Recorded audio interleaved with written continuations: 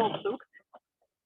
But it's so the program was a social entrepreneurship alternative business school, and I was at the time looking for an idea to do something on my own. I was really prepared for that, but I wasn't sure what that means. And just I was moving from working in a corporate role to becoming self-employed, and at the time it was just through personal connections that I started this program. I wasn't even aware what that means, being social entrepreneur. And so through this program, I started Frameworq Education Society, and then we started doing community repair events, just like very small, very grassroots.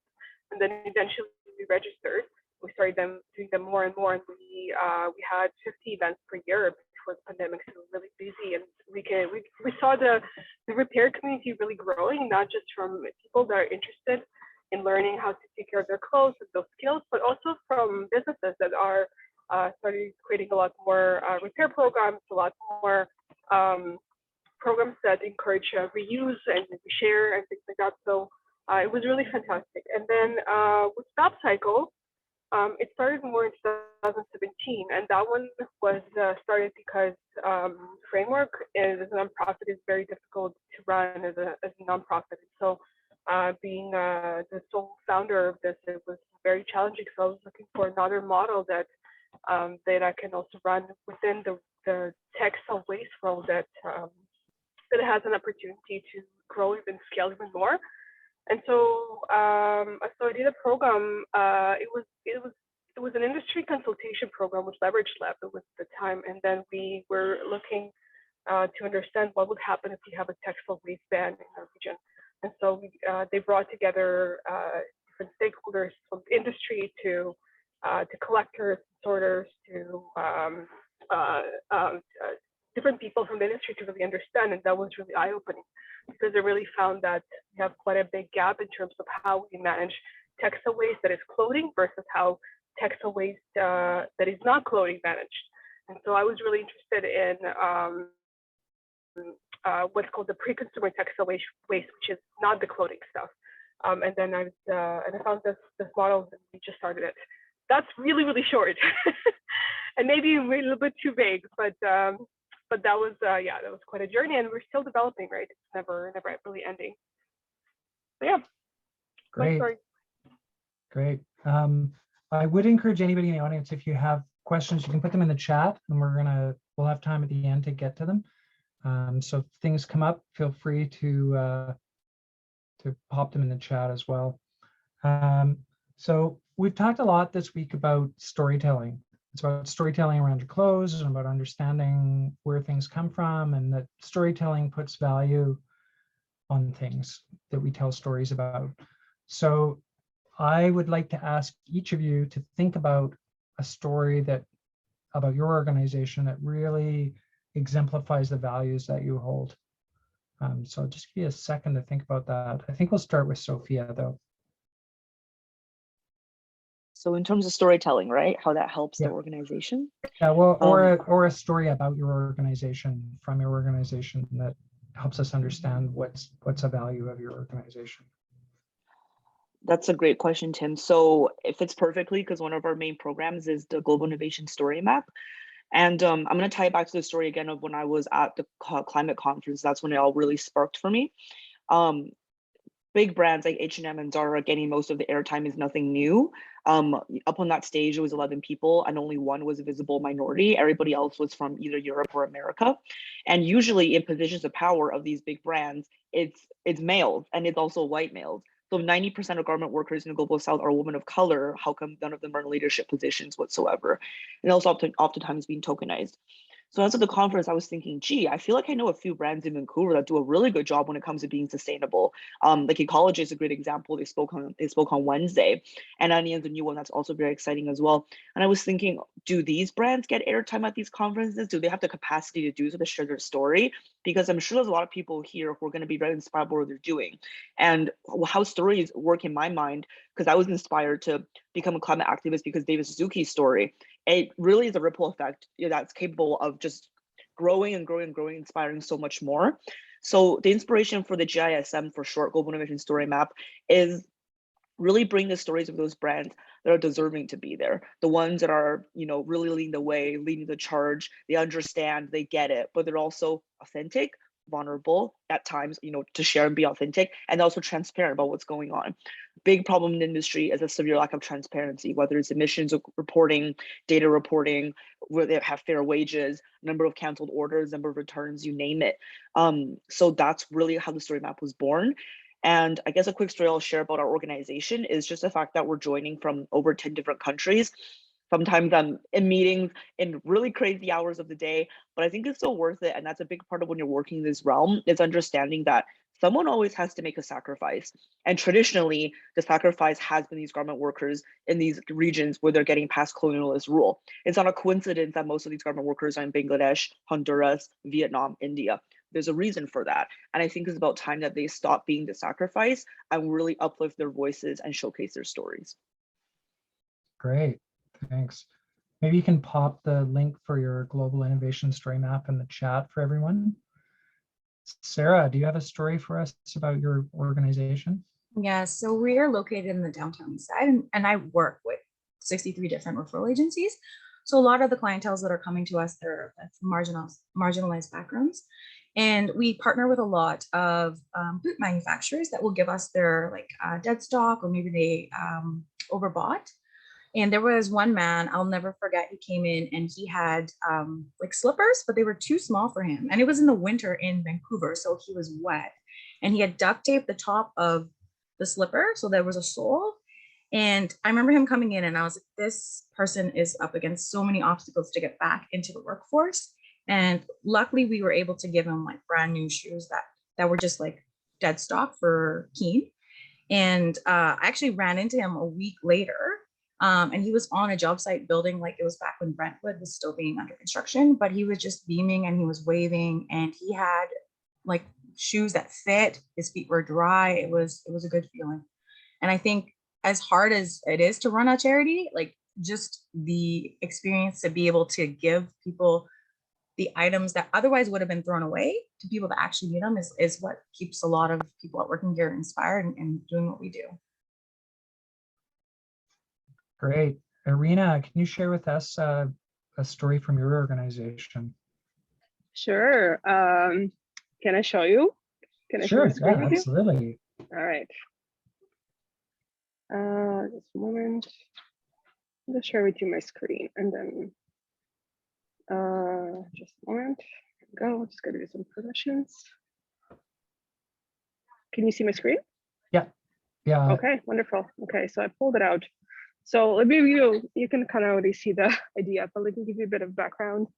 So that was in September of not last year, but the year before that. I got a call from my friend, and she was like, "Oh, my friend posted that there was somebody just dumped a bunch of stuff in the alley, and that's it." I'm like, "Okay, well that was a weekend." I'm like, "I can't. I live in Surrey, and I just can't. I need a break. I'm gonna go there first thing on Monday morning." It was just so much because we were so small. Got there on Monday morning, and then saw this. Can you see it?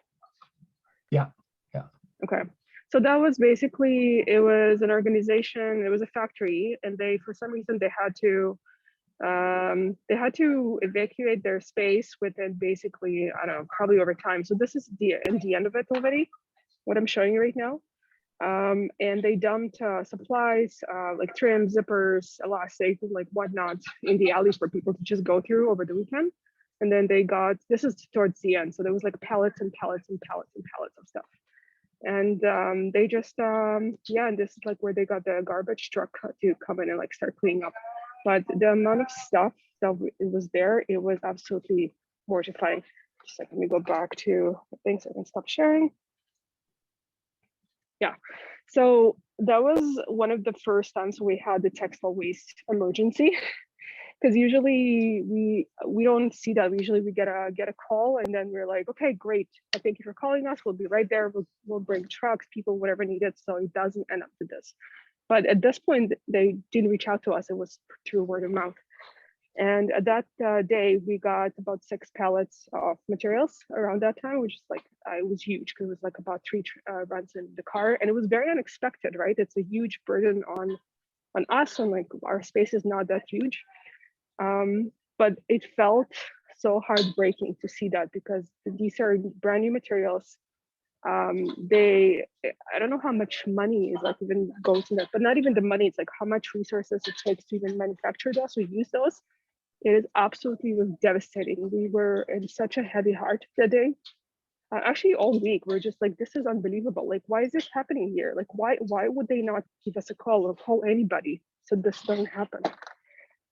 And the fact that they were okay with leaving it in the alley for the weekend, that was just mind-boggling. So it really emphasized the need for systems in place to be able to capture materials like this, because there's a lot of materials that are very valuable and very needed. And it's about creating awareness. It's about creating those connections, relationships with organizations that have what they consider waste. So the mindset itself of what is waste is completely shifted to a resource, and be able to circulate it. So that was a story that really made an impact. And we have a lot of other stories, not exactly like that, but like different levels where we're like, okay, yeah, I feel like what we're doing is impactful. And it feels good because we are a team. We're now various people that are working on this, and so it's really important for us to really feel that we're doing something meaningful as well. So yeah, that was our story. Thanks for listening. Okay, that's great. Wow, great stories. So my next question is something that I know that the sustainability hub where I work, we struggle with, and we've talked about a lot. Is how does your organization measure impact? Often when you work in kind of a more qualitative area where you're affecting people's lives, and it's not easy to quantify that, how does your organization measure the impact that you're making? And we'll start with Sarah. Yeah. So in terms of donations, we just weigh it because it was the easiest metric that we could use to kind of capture it, because it's versus like counting item numbers or whatever. We settled on just the weight of textile donations, and then or clothing donations, and then the number of clients that we help a year as well. Yeah. Okay. And is that's important for your funding? Yeah, it's important. And then it's also important. So when the client is finished, we also give them like an exit survey. We just want to understand who we're helping and how we can help them better as well. So we do collect like demographics and like how they identify as well. It's for funding, but it's also for our own programming to make sure that we're doing the best that we can do. Okay, Sophia. We should repeat the question one more time, Tim. I'm sorry. Sure. So how does your organization measure impact? So for a lot of people, funding is kind of tied to looking at the impact that you're making. Maybe not, maybe, but and also the effectiveness of your programming. So how do you measure impact at Threading Change? Yeah, that's a good question. I think it's kind of a two-tiered response. The metrics is pretty obvious, like how many people have engaged on social media channels, in-person programming, hits that we get. Recently, we've been really, we revamped our blog post, thanks to Sarah, our amazing comms manager who's on the call. Recently just released one about fashion NFTs, and we had another one come out a couple days ago about mushroom leather and as a new material. And I think that's one way we measure impact is by staying current to the trends that are being talked about, but in a sustainable way, because we see the trend cycles being shrink so much. So we're able to hop on that trend of talking about it from the ethical, sustainable way. We see our metrics jump a significant amount, which is really good because, you know, our work is primarily focused is by young people and it's for anyone, but a lot of it is also inspiring young people to be aware of the current issues. In terms of other impact measurement, our theory of change is really examining the intersectionality and circularity part. So what we start to do is looking at how many different partners can we engage that's perhaps not actually a fashion organization. And there's so many intersections, right? Like there's intersections with like fashion and also gender justice. We previously collaborated with BCCIC, British Columbia Council for International Cooperation, on doing some International Development Week events last year and seeing how with the Canada's ties to the Feminist International Assistance Plan to see how we can actually utilize that funding that Global Affairs Canada has to fund some projects overseas, whether it's ones in Burkina Faso, whether it's one in Sierra Leone, where garment workers are not being paid a fair wage. So looking at synergies between organizations that are not traditionally just fashion and seeing how we can drive more awareness between these angles as well. Another example I can give is also a collaboration with Insight Global Education and a local recycling company. So we recently been connected to a recycling company in Burnaby that has traditionally only really recycled plastic. And they recently got a new machine to recycle textiles. And they reached out to us being like, we have no idea what to do. Like, we don't really know who to go, but do you perhaps have some of the contacts? And we were thinking, not only are the contacts a part of it, but the other part of it is educational opportunities. So we're going to be doing some workshops with Insight Global Education, showcasing young people how textile recycling works, the materiality component works, how it can be made into new clothing or new couch cushions, whatever it may be. And I think that level of impact is really, really tangible and really key, because they're really you're at the epicenter of seeing how clothing is connected to everything, instead of just a product or something that brings you joy when you buy something because it's on sale. And a quote we always use at 13 Change is to view our clothing as stories, not commodities. And I think with a lot of the work that we're doing, the impact of those words is really showcasing through diverse partnerships. Great, great. We'll have to talk more about the recycling textiles. Okay, Irina, how does your organization measure impact? Yeah, thank you. Thank you for the great answers, Sarah and Sophia, and the great question too. So impact is interesting. So like Sophia mentioned, our impact we measure, it's not just by sustainability impact, it's also by awareness, because it's all really intertwined. We can't be successful at what we do. There's no awareness, if there's no engagement, if there's no buy-in into our messaging. So of course we have a lot of metrics in place in terms of like social media and engagement, and how many organizations we actually engage with directly or indirectly. How many collaborations, how many partners we work with, for sure. In terms of sustainability metrics, the one metric we use the most, and it's the most common, is of course weight, because we actually work with physical objects. So of course, like, we have to weigh this stuff. But I do want to mention something. It's metrics are tough.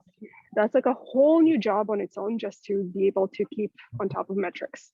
When you have a program or a social enterprise and whatever you're doing, you are so into and so busy into making this work and making the nuts and the bolts working, that sometimes metrics, it's not the top priority, because you're just like out there trying to survive, or like trying to get things going and running smoothly. So metrics is something that is it's very hard to do thoroughly, because it is like a completely, like, it's just like a total focus. And the thing is also with metrics, it's, you don't see direct results necessarily. Like, for example, if we have 500,000 tons of fabric we've diverted, it doesn't necessarily mean more sales to help cover our operational costs, to help us like turn, have the lights on. It does not mean that. And so what happens is that we continuously balance how much effort we put into keeping track of metrics, and how much we're not, basically, because we're still a very small team with deals with a really large volume of materials. And it's a continuous struggle to really balance things out, creating systems around things and making things better as we go. So it's exciting, it's great. Like, we're building stuff, we're building systems, stuff that we haven't had before. But in terms of measuring impact, we baby steps, and then we build upon each other. It's like building blocks, right? You build into things and you become better, and then you collaborate with people, and then you become better again, and you feel like you suck because you don't do it enough, and then you do better, and then so on and so on. So yeah, so measuring impact is a thing. Yeah, okay. And that actually leads really well into my next question, which is, the last couple of years has presented everyone with lots of challenges and obstacles, which you may have had challenges and obstacles before, but it seems to have really amplified for a lot of people. And we've seen a lot of really great businesses disappear over the last few years. And just wanted to give you an opportunity to share with us kind of the obstacles and challenges, and maybe be related to pandemic, maybe not, that you've experienced and how you've been working to overcome them. Maybe we'll let Irina go first, because you kind of got us into this question. Sure, thank you, thank you. Yeah, actually, I would like to answer that for both organizations, for FabCycle and for Frameworq, because we've experienced different types of challenges that are relevant to this conversation. So I'll start with FabCycle because that's the last thing we talked about. I'll just give you a quick glimpse into where I am, just to give you an idea of like what challenges mean. So everything we have here, everything from the the cardboards to the table to the everything here is waste. We got from everywhere in Metro Vancouver, literally everything. We use like liquor boxes and so on. So start with challenges is that we there's like operational challenges, like we have stuff and we need space for stuff and we need to have systems to manage stuff. So there's challenges around that, and yeah, and so it's tough. And so we had the challenges in terms of inventory management and making sure things. Sarah, probably you know this problem very well. It's like getting better and better at like getting stuff in and getting stuff out really, really fast because you just run out of space. So that challenges, and so things are also really expensive. We don't rely solely on volunteers. We actually, most of our peeps here are staff that get living wage. So we want to continue that, not just rely on volunteers, because it's really important to employ people. So it's challenging to combine things like sales and ads and e-commerce with things like textile waste diversion, and like we need to get the stuff out because we need to collect more stuff so that it doesn't get dumped. So it's like a mental kind of shift to be able to kind of balance those things. That's FabCycle.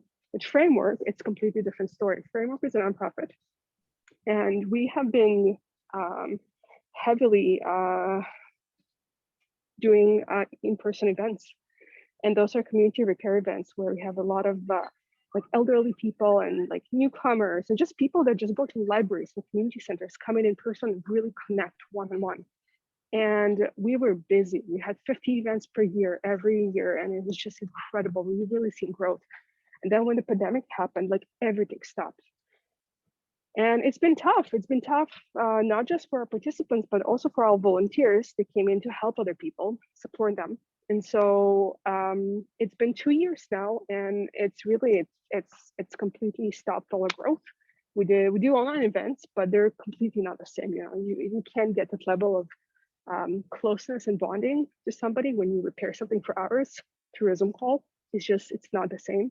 So the event yesterday that we had at UBC was just like, oh yeah, that's how it feels. That's how it feels to actually connect to somebody in person, like spend with them like in the same room for a couple hours, just like fixing your jeans, the crotch hole in your jeans, because it's a very common repair. Because it's awesome, and you're like, learn how to use a sewing machine. So it's just the closeness to people. That's I think the biggest challenge, and we're struggling, right? Because we don't have in-person events anymore as much. So yeah, those are our challenges, but there are also opportunities. So it's we're adjusting. And it's all good. Okay, Sarah, how about for working gear? Yeah, I feel Irina. I feel you. I would say our biggest challenge is like capacity, just because I think when COVID hit, it like disrupted a lot of different systems, like supply chains, and then like how people consume. And then there was a lot of people at home also like going through their closets. So we actually had this like and it's a good thing to have, just massive amounts of like pallets and pallets and pallets of like brand new stock that's being donated to us. And that's a great thing because we can always help more people. It's just processing the donations, going through the donations, and then just having the capacity to help as many people as the donations that we receive. So last year we helped the most amount of people we've ever helped, and we've received the most amount of stuff we've ever received, but it's only me as staff. So we're heavily like dependent on volunteers, and that like goes back to funding. And a lot of funders don't really like to fund salaries. It's more actual like programs or projects. So they have no problem like helping us if we needed to buy like a much needed item, but it's harder to get someone to fund a position. So yeah, I would just say it's capacity. There's just so much stuff in the world, and there's like small charities like Working Here that are trying to bridge the surplus of supplies with the demand, right? Sure, that's It's a challenge. How about you, Sophia?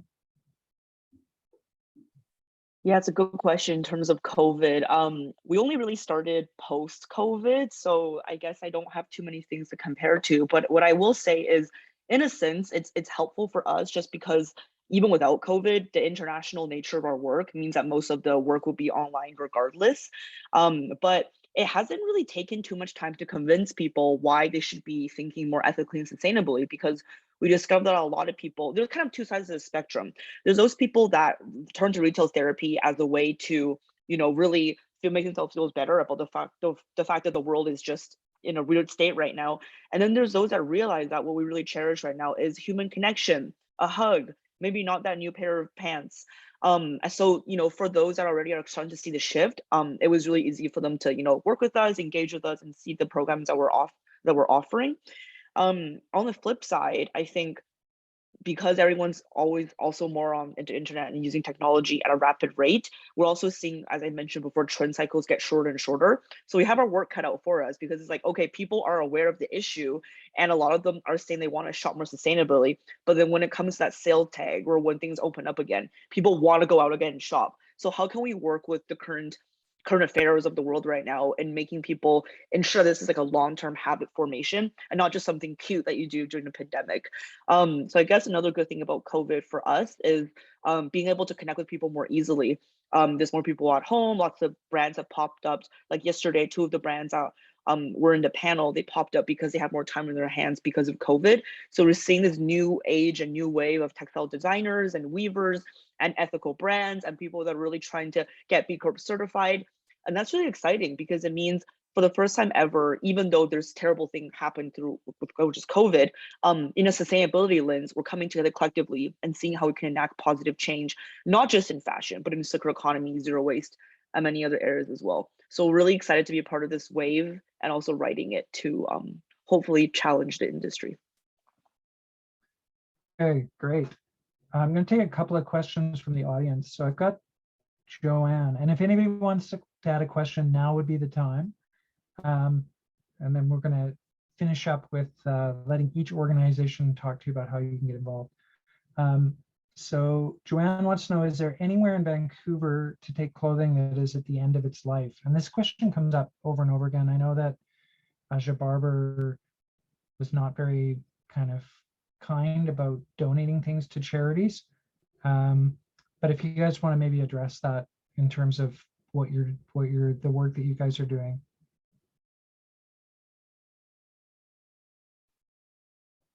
I think it would depend on what the end of its life looks like. If it's still wearable, because there's different levels of marginalization in the downtown east side sometimes, and clothes are kind of viewed as disposable. If it's clean, there is charities you really could just donate to in the downtown east side that someone would need it just for clothing, like clean or dry clothing.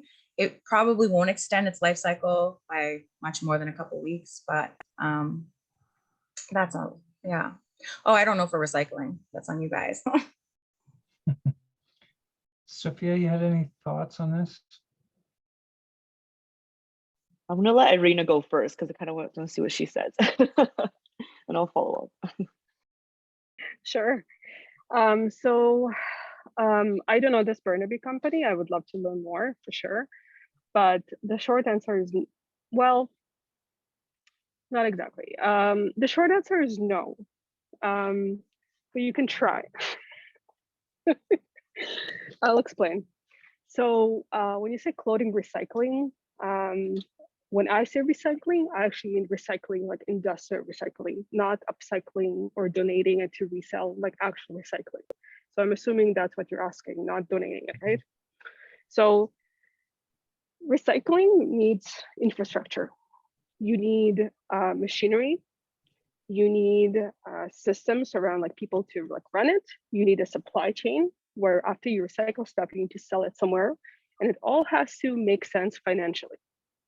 So the problem is that when you recycle something, the quality of the stuff that becomes after you recycle it is so low that it doesn't make sense financially to actually recycle it. Because when you try to sell that really low end material, the shoddy that becomes with the recycling, it's likely gonna cost more to make it, like the shoddy, to recycle it, than the actual material.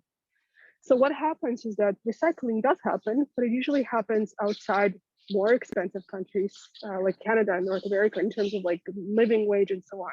So it does happen in India, in Bangladesh, it happens in Africa, it happens in different countries where they just employ people and they pay less for that. And so, but the other part of that is that usually when there is recycling, this is all they do. Like this is the business and they recycle stuff. So that means they have all their partners, the supply chains, they have like clients when they sell it to. They have all those connections to have like this whole business working around because it has to make sense financially, right? So that's more like the deeper end of it. So that's why the short answer is no. However, there are a few places, like possibly like you're saying, Sophia, Burnaby Place, we have some machinery for recycling. You can try Transcontinental in Surrey. They're a big company that operates a lot of donation bins, and I think they're probably the biggest one in our region. There's 6 in total. I don't know if Burnaby is one of them, maybe 7 even. But luckily what they do is that they probably take stuff like natural fibers and then they recycle them because natural fibers are the highest quality. And so what they do is they use mechanical process that will tear and fiberize the materials, become something very, very fluffy. And then they try to sell it for like stuffing, insulation, and so on. But the question is again, how it's a low value material, where they sell it, how much does it cost? Is it worth it for them, you know? So yeah, it's not an easy, straightforward answer. So if you want to take it for recycling, try to give it to Transcontinental. Otherwise, honestly, any donation bin, they've tried to resell it first. And that's just going to extend, sorry, somebody asking what's the company? It's called Transcontinental. You can Google it. So if you're not sure, I would give it to any donation bin because their priority for whoever the companies that operate the donation bins is to get the most value out of the stuff they collect. So their interests and yours align in a sense where they'll try to get most value because they want to get paid, and your interest is to get most value because you want it to get reused again. So once you give it to them, it is very likely to get resold against, which is maybe gonna get reused. Who knows where it's gonna go? Again, not the best system, but that's what we have right now. In terms of recycling, you don't know, but they will try to get the most out of the stuff they have. That's for sure.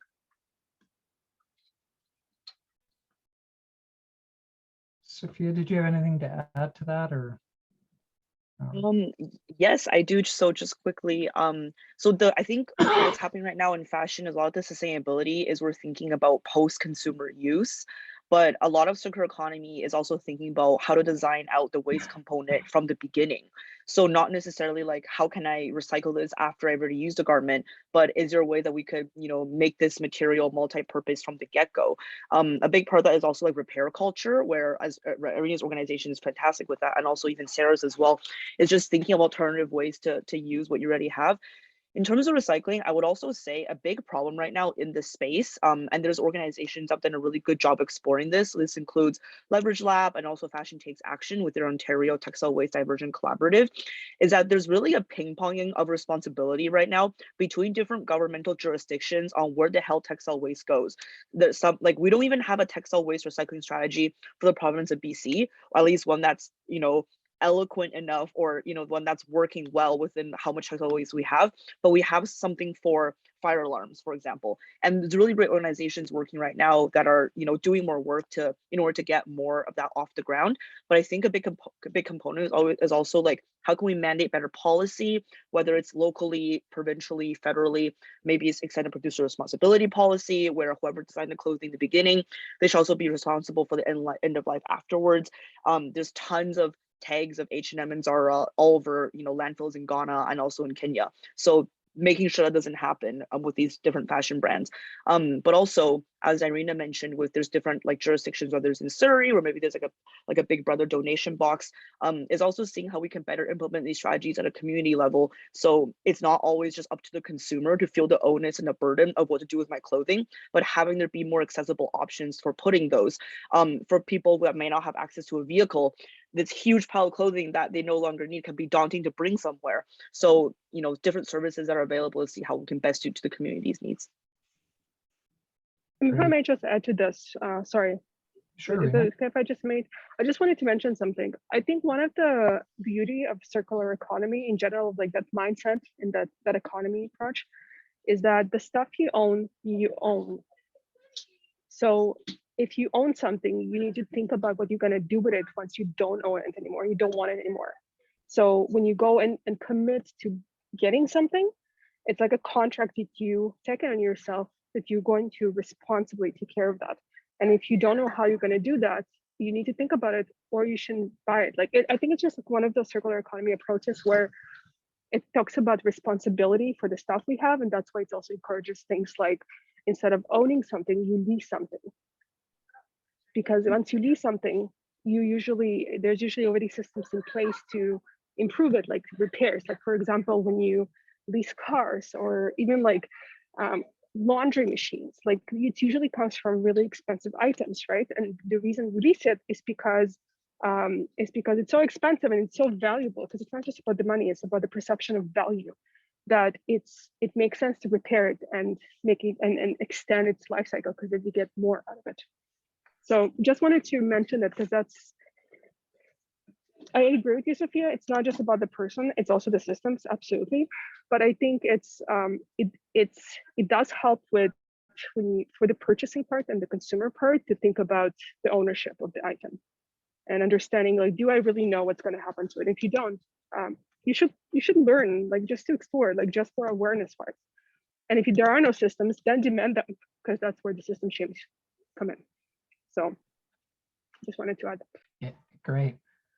So we have one last question from my boss, actually. So how can universities like UBC help you in your work? What's the best way to add to your capacity? Is it research you need, impact, need on your impact, donations, volunteers, the opportunity to come and talk to students, etc., or what? Anything else? So maybe we'll start with Sarah. Yeah, it's a great question. For working here personally, like, I have this dream of partnering with the university in the research capacity to just be able to understand fully the impact of our work, because when you hear about a food bank, people understand the value and the need for a food bank. You're branching like surplus food with people that need food. You don't need to explain it. But I feel like when we go and explain working here, people get it after you explain it. But I feel if we partnered and have like a research project with like case studies and actual evidence, it would be easier for other communities and other areas to recreate what we're doing, and make that bridge between the surplus of stuff and the people that need the stuff to get back to work. Also, donations are always great, and volunteers too. Great. How about you, Sophia? This is a great question, and thank you for asking it, because it just opens the door, be like, help me. No kidding. I think UBC has already done so much, and like endless gratitude to you, Tim, and also Linda, for your support. It really does mean the world. You know, partnering with this UBC Sustainable Fashion Week is a big example of that. Yeah, we're currently actually looking for volunteers in the communications realm, the business development realm, our granting team, because we're in an exciting time of growth. So I can drop those links in the chat for some of the positions available. Another way that I was previously speaking with a few different students at UBC Waste Knots and also within the engineering team to talk about material science and textile waste in that fashion, because students reached out and they were really interested in maybe doing like some kind of like art display at the university. So I think any students that are interested in young people leading change for fashion, activating the 6Fs, feminist, fossil fuel free fashion future, come send them my way. Opportunities to just discuss fashion more in a sustainable and also ethical context at UBC will be fantastic. Like, I remember some of my friends took geography courses that's really focused on global south and global north. And you may have heard our panel today on Monday. One of our panelists was from India, was like, I've never heard of that global south. It's just India for me. So I think like challenging these norms and how Western academia is saying these terms, and having an organization have people from these places talking about this terminology and what it actually means to be living with these corrupt systems will be an interesting way to kind of shake things up a little bit. because you look at some of the brands that we're promoting here in the West Coast, it's very much like West Coast Vancouver focused, and to kind of channel out that global focus and how we must write the fashion industry, I think would be really interesting. Long story short, we need volunteers. Love the chance to talk to young people. Monetary support would be donated, would be appreciated. We just applied for a PICS internship, so hoping we can get some really good candidates for that one. If you're interested, we can put our website in the chat, and anything helps. Thank you. Okay, how about Irina? I have a big plan. Not plan, it's an idea. So take whatever you take or not, whatever. So it's two-pronged. I have like a big picture and I have like something we literally need right now. So the big picture is that I would like it. That's like a blue sky kind of idea. Yeah. So I'm thinking totally blue sky.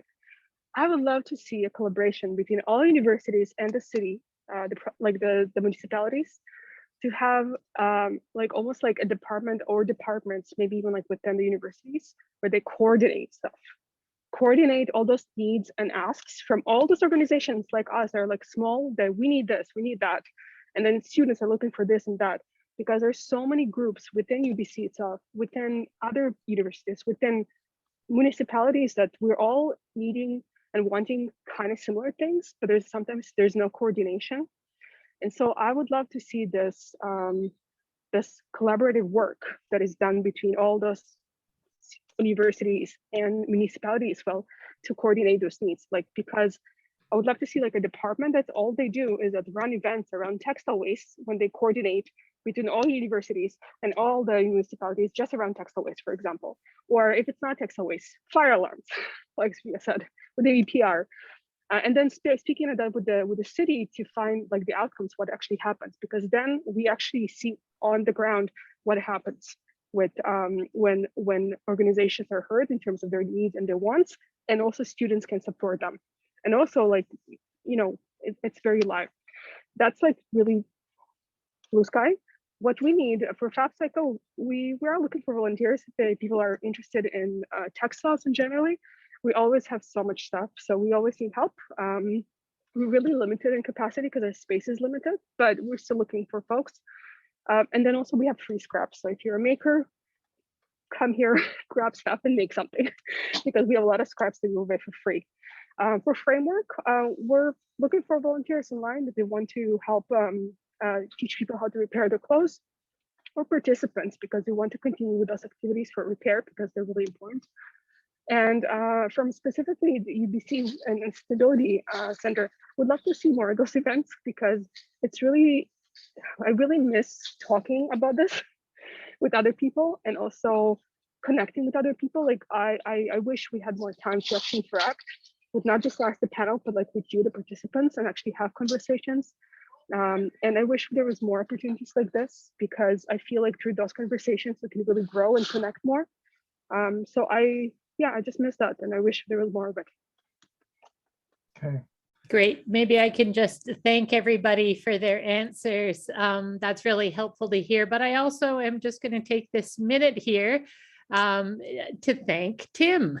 I want to really thank Sophia and Sarah and Mina from Frameworq, but I really want to thank Tim for organizing this event and for playing such a huge role in Sustainable Fashion Week.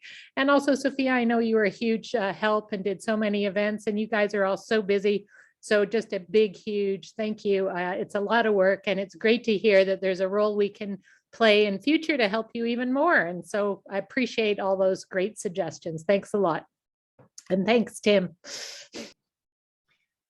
Okay, well, that's great. Yeah, I have to say it's pretty amazing to see this also from an idea in my head that I had a few years ago to what I think was a really ambitious program this year of events.